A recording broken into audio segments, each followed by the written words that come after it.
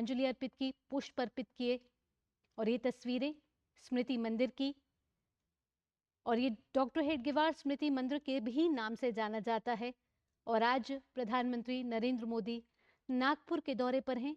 यहाँ राष्ट्रीय स्वयंसेवक संघ के संस्थापक डॉक्टर हेडगेवार का स्मारक है, और ये एक ऐसी जगह है जो संगठन की वैचारिक जड़ों से जुड़ा हुआ है, इसलिए इसका महत्व और भी बढ़ जाता है। दरअसल आपको बता दें, ये स्मृति मंदिर आरएसएस के संस्थापक डॉक्टर केशव बलिराम हेडगेवार के सम्मान में बनाया गया था, और ये स्थान आरएसएस के विचारकों के लिए एक श्रद्धांजलि स्थल भी है। कई मायनों में ये मंदिर भारत के सामाजिक, राजनीतिक और सांस्कृतिक ताने बाने से प्रभावित भी रहा है। और आज का दिन बेहद ही महत्वपूर्ण दिन भी है, क्योंकि हिंदू नव वर्ष पर चैत्र नवरात्रि के पहले दिन प्रधानमंत्री नरेंद्र मोदी नागपुर पहुंचे हैं, जहां डॉक्टर हेडगेवार की स्मृति को उन्होंने श्रद्धांजलि दी है। और हमारे साथ इस समय हमारे संवाददाता अश्विनी मिश्र भी फोन लाइन पर हमारे साथ मौजूद हैं। अश्विनी, बेहद ही ऐतिहासिक दिन है, ये बेहद ही महत्वपूर्ण दिन है। और आज का दिन बेहद महत्वपूर्ण इसलिए भी है क्योंकि चैत्र नवरात्र का पहला दिन है, और महाराष्ट्र में गुड़ी पड़वा को तो बेहद ही उत्साह के साथ मनाया जाता है।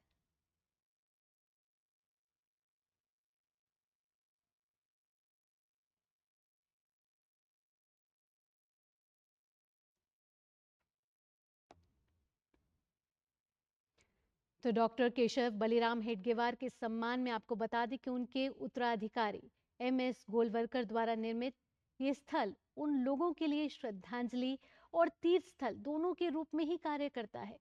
क्योंकि ये संगठन की अपनी वैचारिक वंशावली को भी जोड़ता है। प्रधानमंत्री नरेंद्र मोदी की ये तस्वीरें, जहां आप देख सकते हैं कि आरएसएस के प्रमुख मोहन भागवत, साथ ही साथ महाराष्ट्र के मुख्यमंत्री देवेंद्र फडणवीस, केंद्रीय मंत्री नितिन गडकरी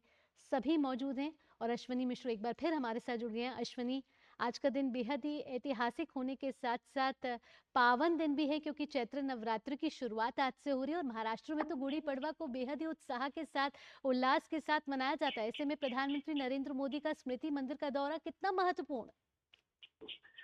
निश्चित तौर से भावना अगर देखें तो ये दृश्य बताते हैं कि जब देश में सांस्कृतिक पुनर्जागरण का काल चल रहा है, जब नव संवत्सर का आरंभ हो रहा है, जब वर्ष प्रतिप्रदा का दिन है, और जब राष्ट्रीय स्वयंसेवक संघ के आद्य सर संघचालक डॉक्टर केशव बलराम हेडगेवार की जन्म जयंती भी है, इस दिन आज प्रधानमंत्री नरेंद्र मोदी का नागपुर आगमन और डॉक्टर हेडगेवार स्मारक समिति पहुंचकर स्मृति मंदिर में आद्य सर संघचालक डॉक्टर हेडगेवार को श्रद्धा सुमन अर्पित करना, और साथ ही साथ द्वितीय सर संघचालक केशव बलराम हेडगेवार, प्रथम सर संघचालक, आद्य सर संघचालक के साथ साथ द्वितीय सर संघचालक माधव सदाशिवराव गोलवलकर गुरु जी को श्रद्धा सुमन अर्पित करना स्पष्ट तरीके से कहता है कि किस तरीके से राष्ट्र निर्माण की जो अखंड ज्योति जली थी इसी नागपुर से, राष्ट्र सांस्कृतिक राष्ट्रवाद की जो प्रखर ज्योति जली थी इस नागपुर से, उसके प्रति कहीं न कहीं कृतज्ञता ज्ञापन है। पुष्पांजलि अर्पित करना, आदरांजलि अर्पित करना, पुष्पार्पण करना, और साथ ही साथ अब प्रधानमंत्री नरेंद्र मोदी माधव नेत्रालय का जो विस्तारित परिसर है वहां जाकर कार्यांजलि भी अर्पित करेंगे। तो पुष्पांजलि का कार्यक्रम, कार्यांजलि का कार्यक्रम, और साथ ही साथ ये कार्यक्रम की किस तरीके से राष्ट्र निर्माण की जो प्रक्रिया है उसमें एक राष्ट्र साधक के रूप में, राष्ट्र सेवक के रूप में प्रधानमंत्री नरेंद्र मोदी पहुंचे हैं, और सांस्कृतिक राष्ट्रवाद के प्रणेता, सांस्कृतिक राष्ट्रवाद के अधिष्ठाता डॉक्टर केशव बलराम हेडगेवार की जयंती पर वो पहुंचे हैं और उन्होंने श्रद्धा सुमन अर्पित किए हैं। प्रधानमंत्री नरेंद्र मोदी जी जब पहुंचे तो उनका स्वागत भैया जी जोशी, जो कि डॉक्टर हेडगेवार स्मारक समिति के अध्यक्ष हैं, उन्होंने किया, और साथ ही साथ राष्ट्रीय स्वयंसेवक संघ के सरसंघचालक डॉक्टर मोहन भागवत जी के साथ उन्होंने श्रद्धा सुमन अर्पित किए। वही स्थान जहां पर अग्नि संस्कार किया गया था डॉक्टर केशवराम बलराम हेडगेवार जी का, जो कि आद्य सरसंघचालक हैं। निश्चित तौर से ये विशिष्ट दिन है क्योंकि आज जन्म जयंती भी है, और इस स्मृति मंदिर की अगर बात करें तो स्मृति मंदिर का निर्माण 1962 में हुआ था, और यहीं पर अग्नि संस्कार द्वितीय सरसंघचालक गुरु जी का भी हुआ था, सदाशिवराव माधव गोलवलकर जी का हुआ था। तो दोनों ये जो पुण्य ज्वाला यहाँ पर, जो तप की ज्वाला यहाँ पर अवस्थित है, जी। वहां पर पहुंचना प्रधानमंत्री नरेंद्र मोदी का और श्रद्धा सुमन अर्पित करना, उन सभी ऐसे मनीषियों को श्रद्धा सुमन अर्पित करना है जो कि राष्ट्र निर्माण में जिन्होंने राष्ट्र के निर्माण के महायज्ञ में अपने सर्वस्व न्यौछावर किया, अपने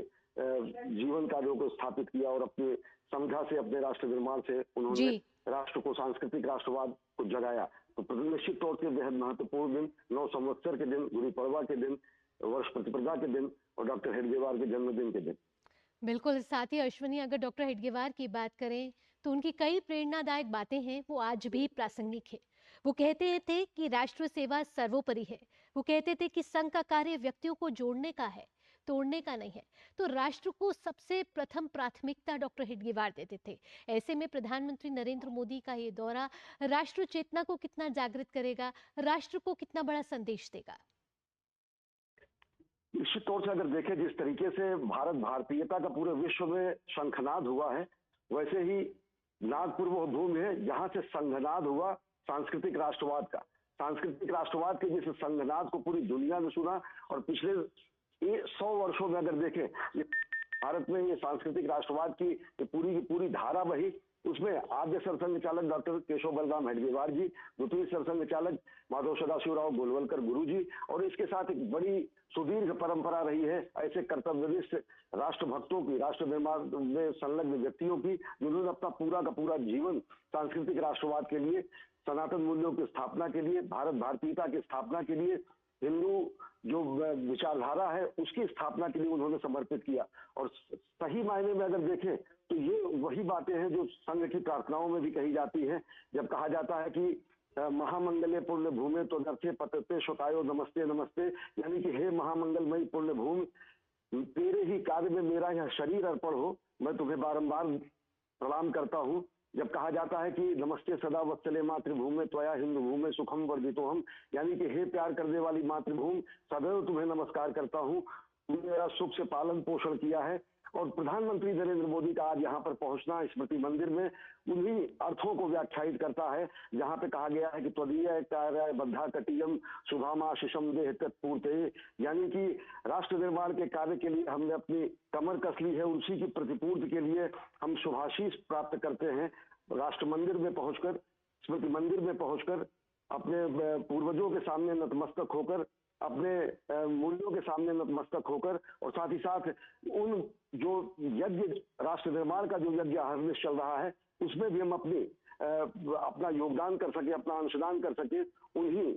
भावों की अभिव्यक्ति है अगर प्रधानमंत्री नरेंद्र मोदी यहाँ पर पहुंचते हैं डॉक्टर हेडगेवार स्मारक समिति में और स्मृति मंदिर में। जी अश्विनी, साथ ही साथ अगर डॉक्टर हेडगेवार के कार्यों की बात करें तो कहते हैं ना कि कोई भी शख्स अपने काम से इतना ज्यादा पहचाना जाता है कि उसका पूरा व्यक्तित्व और इतिहास उसी में छिप जाता है। डॉक्टर हेडगेवार को हम सिर्फ इसी महज रुक जाते हैं कि वो आरएसएस के कहीं ना कहीं संस्थापक थे, लेकिन उनके कार्य और ज्यादा थे। परिचय सिर्फ यहाँ नहीं रुक जाता, वे अपने दौर के जोर जोर से आजादी की लड़ाई में उन्होंने अपना योगदान दिया। एक अहम कार्यकर्ता थे और ऐसी शख्सियत जिसने देश की आजादी और सेवा को अपना सब कुछ दे दिया।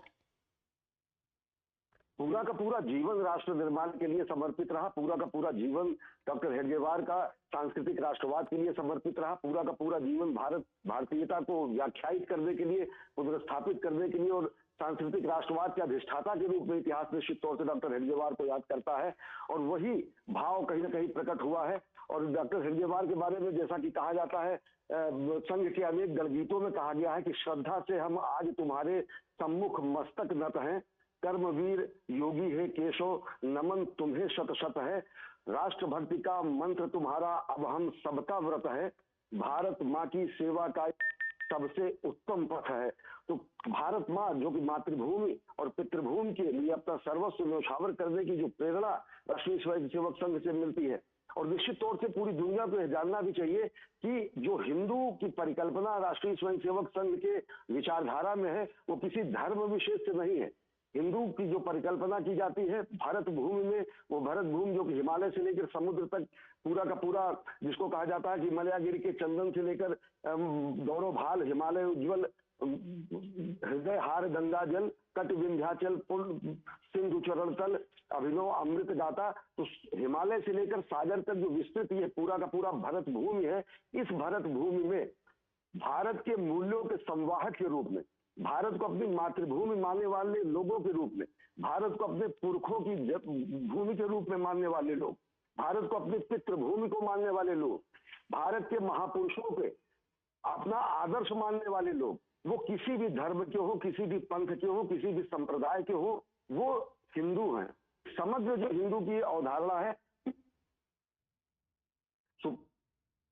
और यही हिंदू अवधारणा राष्ट्रीय स्वयंसेवक संघ के वांग्मय में भी होता है, जिसमें किसी धर्म विशेष को न कहकर हिंदू एक जीवन दृष्टि है, हिंदू एक जीवन संस्कृति है, हिंदू एक जीवन पद्धति है, हिंदू एक जीवन शैली है। और इस जीवन पद्धति को, इस जीवन दर्शन की, जीवन शैली को मानने वाला वो हर व्यक्ति जो किसी भी धर्म का हो, किसी भी संप्रदाय का हो, किसी भी पंथ का हो, वो हिंदू है। इसका महाउद्घोष डॉक्टर केशव बलराम हेडगेवार और द्वितीय सरसंघचालक गुरु जी ने किया और व्याख्यायित रूप इसको किया, उन्होंने इसको स्थापित किया, इसको अधिष्ठाता, सांस्कृतिक आस्वाद के अधिष्ठाता के रूप में अगर डॉक्टर हेडगेवार को कहा जाता है, जिनका आज जन्मदिन है, तो वो इसी रूप में माना जाता है। किसी भी धर्म, पंथ, संप्रदाय का व्यक्ति जो भारत भूमि के आदर्शों को मानता है, भारत के महापुरुषों को मानता है, मातृभूमि मानता है, पितृभूमि मानता है, राष्ट्र निर्माण में अपना योगदान करता है, यहाँ के शाश्वत सनातन मूल्यों के प्रति अपनी निष्ठा रखता है, वो हिंदू है, वो किसी भी धर्म का हो। तो अलग तरीके से जो व्याख्यायित करके संकुचित और संकीर्ण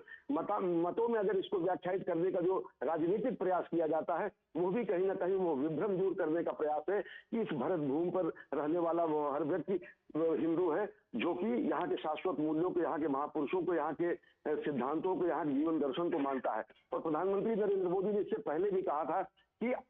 हिंदू, अगर संघ ये कहता है कि हिंदू जीवन दर्शन है, प्रधानमंत्री नरेंद्र मोदी ने अभी हाल ही में कहा था कि संघ ऐसा संस्थान है, ऐसा समग्र संस्थान है जो जीवन का ध्येय देता है, जो मीनिंग ऑफ लाइफ देता है। अगर जीवन का मंत्र